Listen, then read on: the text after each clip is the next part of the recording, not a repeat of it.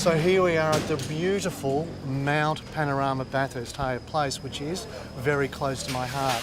In here we have the brand new 2015 Nissan GTR GT3, and what a thing it is.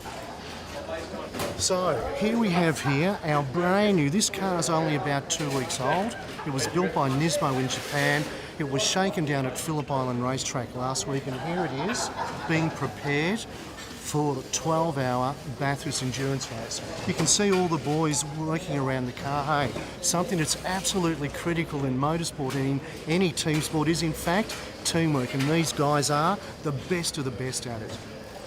This team actually, of course, won the race last year. Who will forget the last 10 laps? So let's see what happens tomorrow. We're very, very excited about it. This is, of course, based on a GTR road car.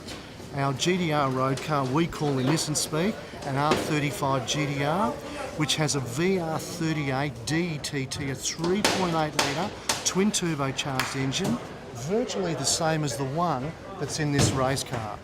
This has Nismo road car turbochargers on it. That's really the only difference. The race car, of course, has more horsepower, more torque, and the road-going version of R35 GTR is all-wheel drive, where this car is in fact rear-wheel drive. Let's take a look at the engine while no one else is here. This is absolutely state-of-the-art. Based on the road-going VR38 3.8 litre twin-turbo engine, this is of course hand-built. Similar to the R35 GTR road car, which is hand-built by only 6 people in the world. There are only 6 people who are allowed to build it. This beautiful engineer is also hand-built. It is designed to do around about 9,000 kilometres before it needs to be rebuilt, and then it gets rebuilt, and then it does another 9,000 k's. They are very, very strong. They never break. So the actual shell is based on the road car shell, and you can probably see some difference with some carbon fibre areas here. So there's carbon fibre throughout the actual car. We've got carbon fibre inside, carbon fibre outside, and of course carbon fibre inside the actual cockpit. Something where every team is concerned about is safety. So shortly, I'll take you inside, we'll have a look at the different seat, we'll have a look at the 6-point harness, and we'll have a look at the roll cage. But just come with me now, and we'll take a bit of a walk around the car. So you can see some interesting things on the front here. A huge flat splitter here. The actual car has a flat bottom underneath it with a diffuser in the rear, which I'll show you shortly. And you can see all of the aerodynamic aids here. This here and this here is all about creating a thing called downforce. We want the car to stick to the road to give it the maximum amount of grip. So this car's got fantastic mechanical grip, but it's also got fantastic aero grip. Now, let's have a look here. First thing, beautiful. This makes me happy to be alive. Let's have a look at all the beautiful detail in the artwork here. Once again, turbulent air coming here and exiting out through here. Cooling is a very important thing in an endurance race, and tomorrow, 12 hours around Mount Panorama is all about effectiveness, efficiency, and trying to get on that podium, especially for number 1. We love number 1, which the car number is now, of course, because we won last year. You can see the massive size of the rotors.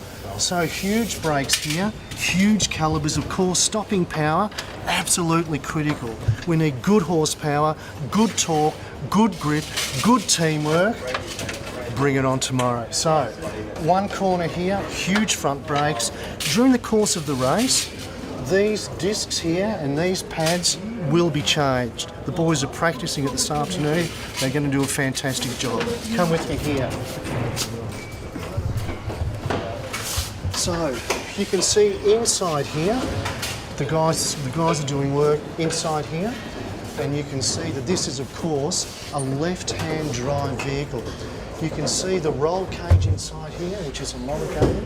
The seat is homologated, and one of the interesting things about this is there's no normal gear lever that you may find in a road car.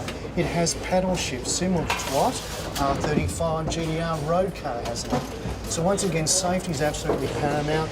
a 6-point harness. Looks like the boys are just doing some work to get the drivers a little bit more comfortable here to make the driver change as effective and efficient as possible. You can see in the centre that we have a carbon fibre centre stack, which has got a lot of switches in it. So there's a sequence for switching the car on, switching the car off, warming it up, and of course, racing with it. If we come around towards the left here, one of the unique features about this GTR GT3 is that it has an air conditioning system. The drivers are so cool and comfortable in this car, and that helps with driver fatigue. Because if it's 40 degrees outside, it's going to be about 60 inside the cabin. So the drivers have cooling down their seat and the top of their helmet to keep them nice and cool, to keep them fresh to fight for that victory. Come and join me here. So here we have a couple of the boys here on the corner. Once again, you can see the Oland's type dampers here. You can see some cooling ducts. But what the boys are doing here, they're checking the tension of the rear hubs, making sure the nuts are all nice and tight. So over the next 3 or 4 hours, everything will be checked and double checked, prepared, engine oil change, oil filter change. Check the torque of every single nut and bolt on this car to get ready for a huge 12-hour race tomorrow. Let's head down the back.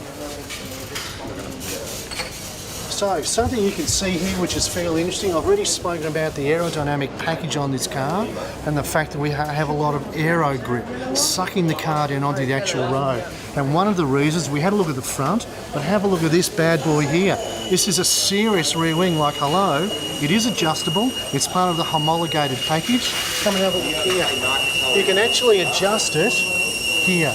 So we can give the car more angle of attack to give it more downforce, or we can actually back it off a bit to give it more terminal speed down the straight.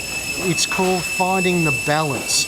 So the engineers over here will have a chat with the drivers to see what they want. Are they happy with the high-speed corners, low-speed corners? And there's a lot of adjustability that can happen with the GTR GT3. How are we going? Right. Let's have a look around here. So you can see that the steering wheel's fairly interesting here. The steering wheel is a reasonably small, flat-bottomed carbon steering wheel. It does have gear shift up on the right, gear shift down on the left. There's a lot of great buttons inside it for driver comfort and system control, okay? Something else that's very important, come with me over here because, hello, this is the nerve centre, the pièce de résistance. Because what we have here, this is with the engineers do all of their great work. So we have Chief Engine Guru here. Then we have all team manager and race engineers who will work out the strategy for the event, who will look at where the car is being placed, when should the car pit, what engine mapping should it have. So on the steering wheel, the driver is able to select from 4 different engine mappings, from number 1 to number 4, depending on what the engineer asks. This is where all the decisions tomorrow morning, early and throughout the day, will be made. I hope that's given you a little bit of an insight into Nissan, Nismo and the beautiful GTR GT3. Thanks for joining me. See you next time.